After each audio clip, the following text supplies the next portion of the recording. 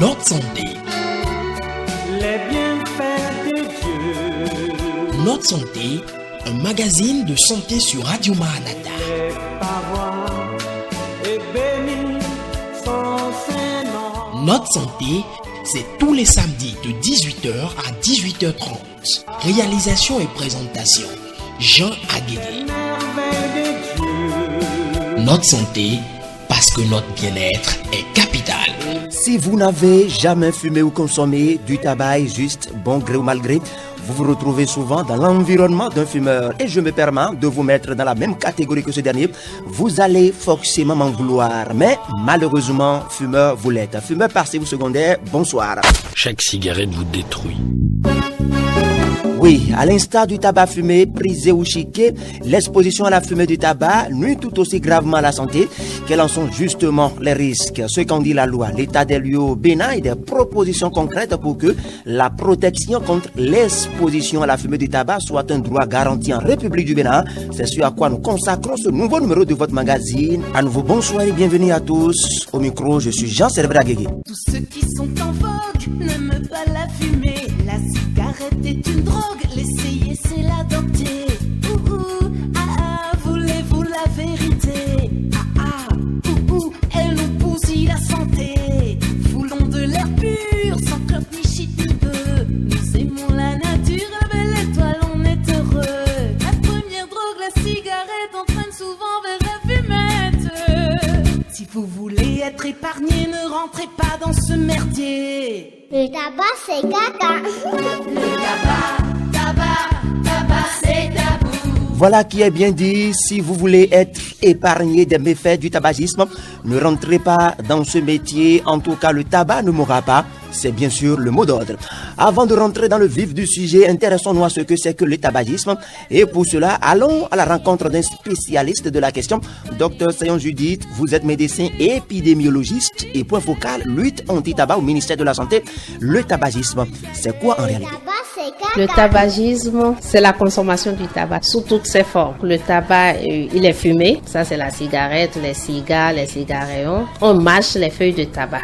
Donc, il est mâché, il est chiqué, il est prisé. Donc, réduit en poudre et inhalé par les narines. Au Bénin, quelle est la situation? Est-ce qu'on a des statistiques chez nous, ici au Bénin? Oui, bien sûr. Au Bénin aussi, nous avons des statistiques, des études ont été faites. Par exemple, une enquête nationale a été faite en 2008 sur le dépistage des facteurs de risque des maladies non transmissibles. Et au Bénin, on a noté qu'il y a une prévalence nationale du tabagisme qui est de 16% chez les adultes. Donc, sur 100 personnes, 16 utilisent le tabac. Tabac fumé, tabac non fumé, les deux. En milieu scolaire, par exemple, en 2009, nous avons fait aussi une enquête pour évaluer la consommation du tabac au Bénin, une enquête nationale, bien sûr, qui a donné une prévalence de 4% en milieu scolaire. C'est pas négligeable parce qu'en matière de tabagisme, il n'y a pas de petite dose qui ne soit pas nocive. Même la plus petite dose, elle est nocive. Docteur Sayon Judith, merci pour ces précisions. Mais ces nombreuses personnes qui fument, quels bénéfices ont-ils? La réponse à cette question nous a conduit à la rencontre d'un jeune fumeur. Il venait d'ailleurs juste d'écraser un mégot de cigarette. Eh bien, Aliou, apparemment, vous êtes très perturbé par notre question. Et déjà, vous promettez d'arrêter de fumer dans un futur très proche. Oui, ça c'est strictement personnel. Je voudrais arrêter. Il faudrait que je prenne cette résolution-là. Voilà. Un esprit sain dans un corps sain. Fumer de la cigarette, ça ne participe pas à conforter cette maxime-là. Ça veut dire combien de temps vous êtes? Ça fait 13 ans que je fume. Vous pouvez me dire comment vous avez commencé? Parce que malheureusement, si je vous dis que je fume depuis 13 ans, ça veut dire que j'ai fumé très jeune parce que j'en ai 30 là. Et j'ai eu la malchance d'évoluer à un certain moment dans un environnement, dans un quartier où il était beaucoup plus facile de sombrer dans la débauche. Et la cigarette, c'était le plus simple, c'était la chose la moins méchante à laquelle on pouvait s'adonner parce que la plupart de mes amis, ils ont fait plus que ça. Et aujourd'hui encore, ils font plus que ça. Conséquence, ils n'ont pas réussi parce qu'ils sont passés de l'autre côté. Donc j'ai baigné dans ce cadre-là. Il y a la pauvreté, où il y a des situations qui font que les jeunes ils sont très exposés, ils sont en milieu défavorisé. Et tout ça ne participe pas. Voilà. Mes parents étaient très stricts dans mon éducation, mais malheureusement, de ce point de vue-là, la rue parfois elle prend le dessus sur l'éducation familiale. Est-ce que vous vous rappelez de la première fois que vous avez pris une balle? Écoutez, je vous dis, le premier ami, mon premier pote que j'ai vu fumer, je lui ai fait la gueule pendant plusieurs. Je lui ai dit, écoutez, écoute ça ne donne pas une bonne image de la jeunesse. Nous sommes des jeunes, nous ne devons pas fumer. C'est pas une bonne chose et tout. Et voilà. Je sais pas après par quel truc. C'était un camarade de classe. C'était un ami, non, c'était un ami, pas à l'université. À l'époque, j'étais encore au collège. Je pense que je faisais la 5e ou la 4e. Vous voyez, c'est l'âge vraiment à laquelle on est très exposé. C'était un ami avec lequel je passais beaucoup de temps. C'était un ami du quartier et tout. On était tout le temps ensemble avec d'autres aussi. Est-ce que vous en avez tiré des conséquences? Économiques surtout parce que ça coûte cher. Qu'est-ce qui fait que vous n'arrivez pas à arrêter? Parce que vous avez dit que c'est pas bon. Vous venez de dire que c'est pas bon. C'est une question de décision. Ok, de décision ferme et tout. Et je ne me sens pas encore prêt à prendre cette décision. Et surtout, parce que c'est ça. Vous voyez plein de gens qui prennent la décision d'arrêter. 1 mois, 2 mois, et après ils sombrent encore. 1 année, ils sombrent encore. Moi, j'ai pas besoin de ça. Moi, je suis de nature à être très. Quand je prends une décision, je fonce. Donc pour la cigarette aussi, c'est le cas. Je voudrais que le jour où je dirais ça y est, et que ce soit ça, quoi. Et je l'envisage sérieusement et je suis sûr que ce sera dans un futur très proche. Déjà, je parle de la grande résolution de l'année 2013, janvier. Donc, je ferai en sorte que cela en soit ainsi. J'arrête la cigarette. Adieu la petite fumette. Je n'arrêterai pas de m'arrêter de fumer. J'arrête la cigarette. Au diable. Vous l'avez compris, mesdames, messieurs, ils sont très nombreux à s'offrir le plaisir du tabagisme, s'exposant ainsi à d'énormes conséquences, puisque, Dr Sayan Judith, le tabagisme nuit gravement à la santé. Il fait beaucoup de ravages. Oui, le tabagisme fait beaucoup de ravages, surtout sur l'état de santé de l'homme et de son environnement. Le tabac, c'est une feuille. C'est quand on met le feu et qu'on fait la combustion qu'une fumée se dégage. C'est ce qui est vraiment toxique, c'est la fumée du tabac. Cette fumée contient plus de 4000 substances toxiques. Donc je peux citer le monoxyde de carbone, le goudron, la nicotine. Et cette fumée, quand vous fumez, vous êtes exposé à beaucoup de maladies. Il n'y a pas un seul organe dans le corps humain qui ne soit atteint par la fumée du tabac. Et ce n'est pas seulement celui qui fume qui est atteint. Ce qui est encore grave, c'est celui qui est exposé à la fumée aussi aura les mêmes maladies que celui qui fume. Donc si vous fumez, que vous dégagez, il y a la fumée qui se répand autour de vous. Vos enfants ou bien tous vos amis qui sont aux alentours, qui respirent cette fumée, ils auront les mêmes maladies que vous. Vous voyez que c'est grave. Le tabagisme est la 2e cause de décès dans le monde. Donc ça tue la moitié de ses consommateurs. Ça veut dire quoi? Si 2 personnes fument, au moins 1 va mourir du fait qu'il a fumé. Le tabac, c'est un facteur de risque qui est commun à toutes les maladies chroniques. Je peux citer l'hypertension artérielle, les cardiopathies ischémiques, les accidents vasculaires cérébraux, le diabète, les cancers, toute forme de cancer, les maladies respiratoires chroniques. Ça atteint aussi les vaisseaux. Donc les gangrènes, vous êtes exposés, la cécité, il y a même des chutes de cheveux. Et sur l'organe reproductif de l'homme, c'est aussi grave parce que l'usage du tabac va vous donner l'impuissance chez les hommes, la stérilité chez les femmes, même chez les hommes aussi, les troubles de l'érection. Et en dehors de ça, il y a des troubles mentaux. Les fumeurs, généralement, sont des déprimés. Il y a assez de dégâts sur l'organisme pour ne citer que ceux-là. Parce qu'en dehors de tout ça, même votre peau, vous n'avez pas une peau normale. Vous pouvez avoir un cancer de la peau quand vous fumez. Comment est-ce que ça fonctionne dans l'organisme, la fumée du tabac?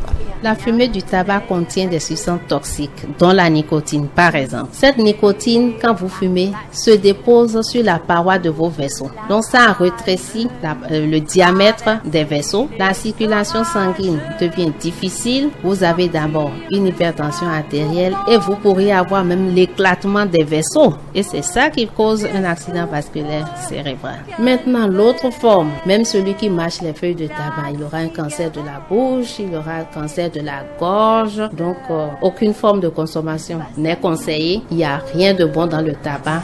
Tout est mauvais. Face à ma dépendance, seul, oh, je souffre, seul, oh, le souffre, oh, j'arrête la cigarette, au diable la fumette. Comme le tabac consommé directement, l'exposition à la fumée du tabac nuit tout aussi gravement à la santé. Ils sont très nombreux donc ces Béninois qui subissent stoïquement les méfaits du tabagisme sans le savoir. À travers la réaction de ces quelques Béninois interviewés sur la question, vous pouvez déjà vous en faire une idée.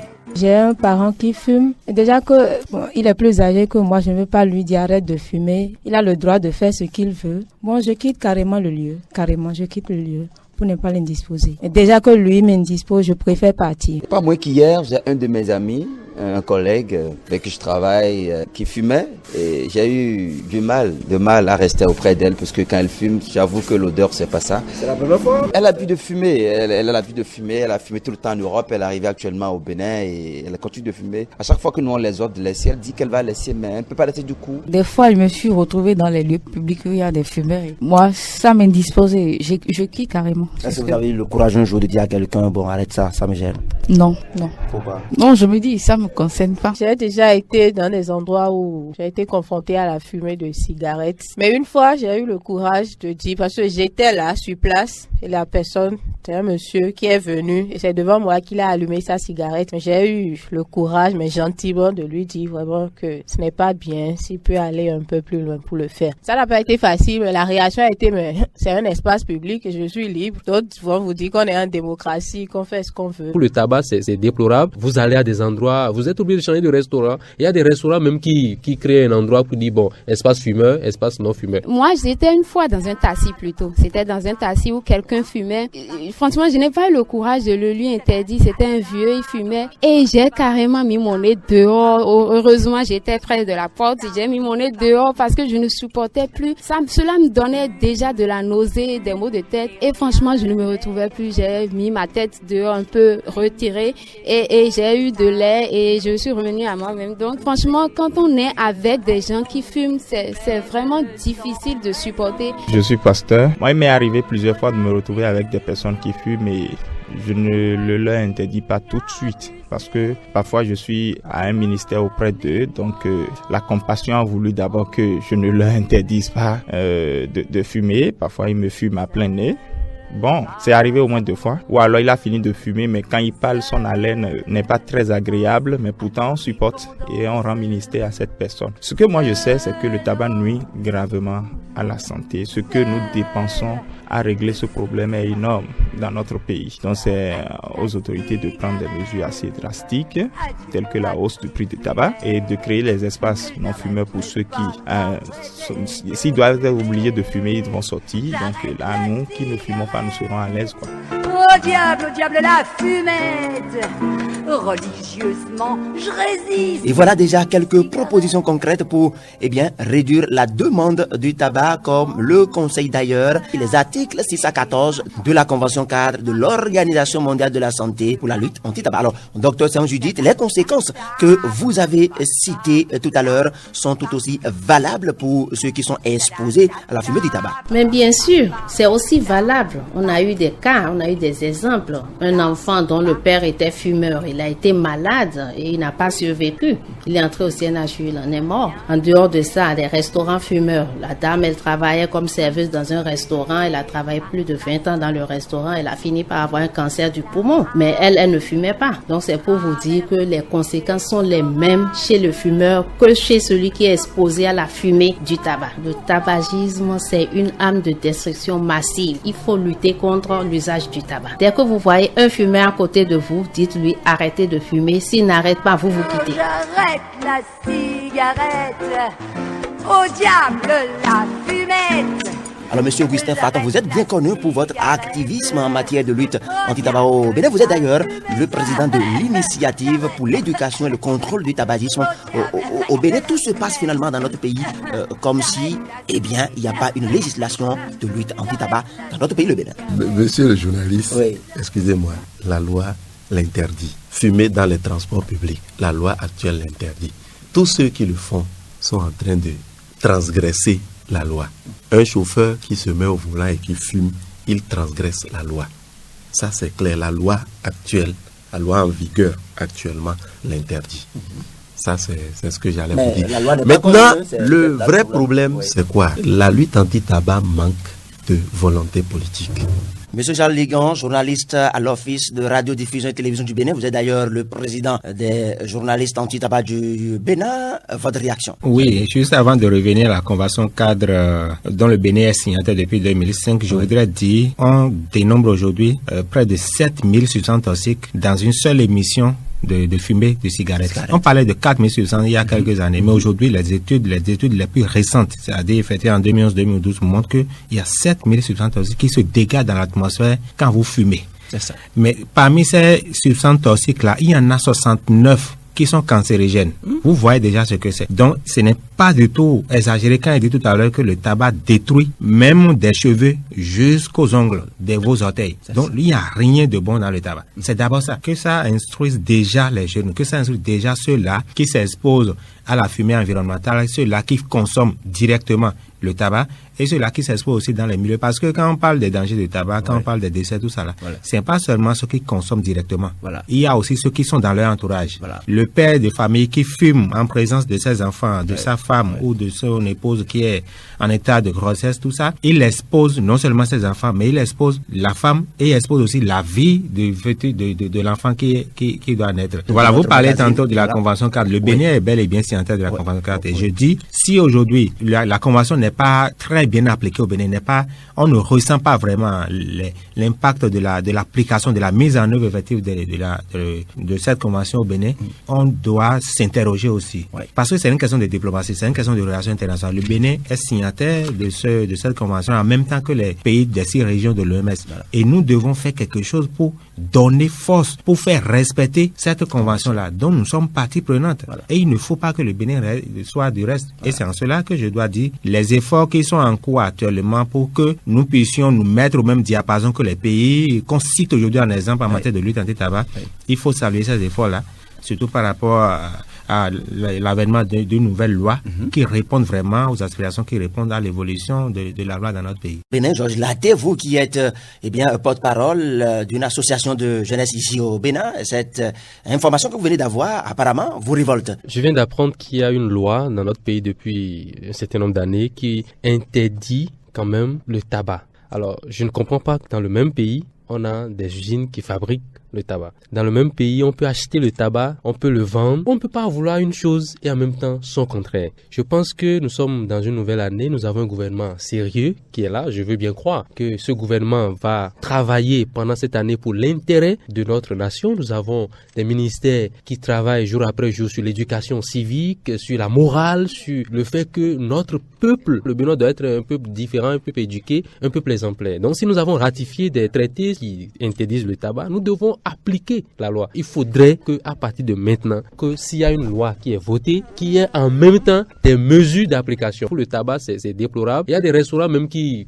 créent un endroit pour dire, bon, espace fumeur, espace non fumeur. Mais s'il y a une loi, il ne doit pas avoir espace fumeur. Dans les cybercafés, on ne peut pas dire espace fumeur dans un pays où il y a une loi qui dit on ne doit pas fumer. Et combien de gens connaissent cette loi? Difficilement, on m'a informé que ça existe, mais je ne savais pas. Alors que je suis dans la communication. Donc, c'est pour vous dire que ça pose un problème. Si moi, Georges Laté, je dis que je ne savais pas, donc imaginez beaucoup de gens qui sont derrière moi en matière d'information, qui ne sauront jamais avant de mourir. Alors, monsieur Augustin Faton. Je voulais citer certaines déclarations du ministre de la Santé à la veille de la journée mondiale sans tabac de 2011. Il dit, mesdames et messieurs, la consommation du tabac fumé, chiqué, prisé ou mâché constitue de nos jours un problème de santé publique majeur. De par le nombre de maladies graves, les cancers de tous les organes, l'hypertension artérielle, l'infarctus du myocarde qu'elle induit non seulement chez les fumeurs, mais aussi chez les personnes affectées par la fumée dégagé. Professionnel de la santé, ministre de la santé, face à un danger aussi grand, je crois que il faut aller même au-delà de la volonté politique et poser des actes de bravoure pour protéger les populations. Le tabac tue silencieusement. Et quand le tabac vous conduit à la mort, personne n'est là pour vous défendre. Pas même un médecin pour vous défendre. Parce que quand vous êtes en phase terminale d'un cancer, qui va vous sauver? Personne. Et peut-être que c'est au moment où vous retrouvez dans la situation où vous pouvez être mieux utile pour votre pays, pour votre famille. Parce que comme un animal, un homme naît, grandit et atteint l'âge de maturité. Et toutes ces expériences, il est censé les mettre au service du développement de son pays, du développement de sa famille. Et dans son troisième âge, il est là en tant que sage, qui est un vivier de savoir, consulté par les jeunes pour mieux s'orienter dans la vie. Il est alité par une maladie où tout le temps c'est la souffrance. Vous pensez qu'il a encore le temps pour nous? Non, c'est pour tout ça que nous parlons de ça. Il faut protéger. Et ceux qui nous exposent à la fumée du tabac, je ne parlerai pas des fumeurs, je parlerai de nos autorités qui doivent protéger les Béninois. Ils ont pris mandat, aussi bien les députés, aussi bien le président de la République, aussi bien ceux qui sont ministres.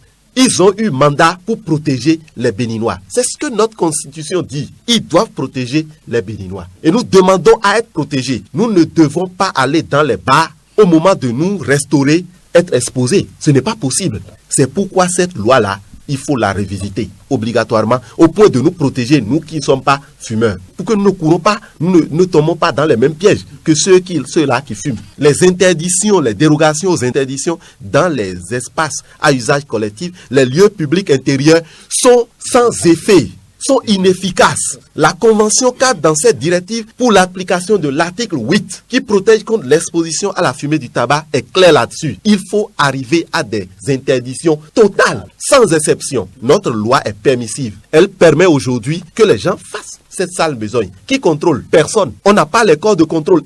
La loi n'a pas prévu le dispositif qu'il faut pour véritablement amener les Béninois à éviter ce comportement. Les jeunes garçons sont des êtres fragiles. L'enfant à l'adolescence est un être fragile, où il y a les pulsions de la chair, les pulsions de l'âge qui deviennent remarquables. Ils sont difficiles à contrer. Et c'est en ce moment justement qu'ils commencent par fumer. C'est sans comprendre le danger.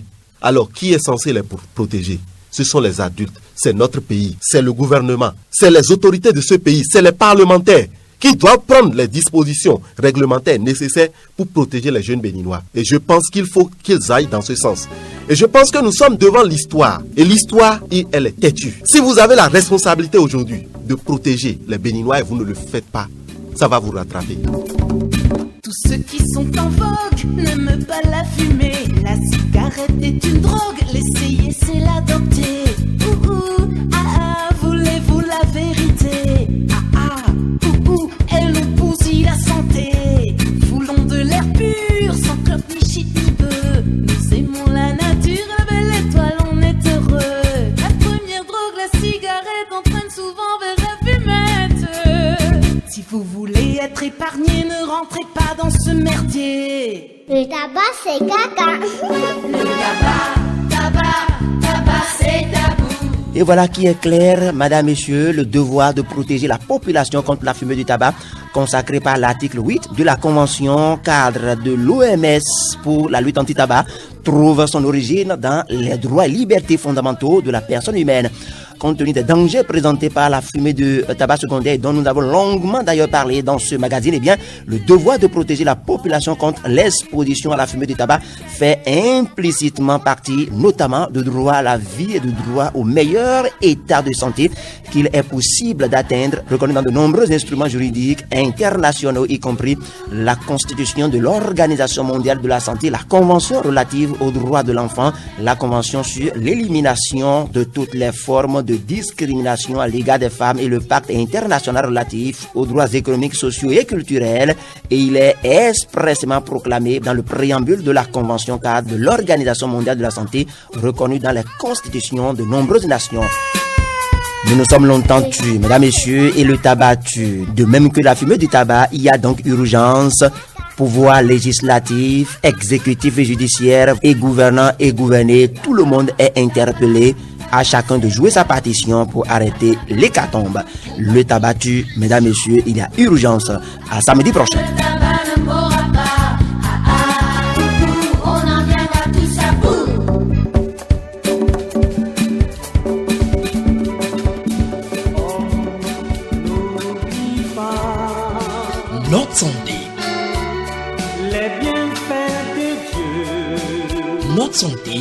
un magazine de santé sur Radio Maranatha.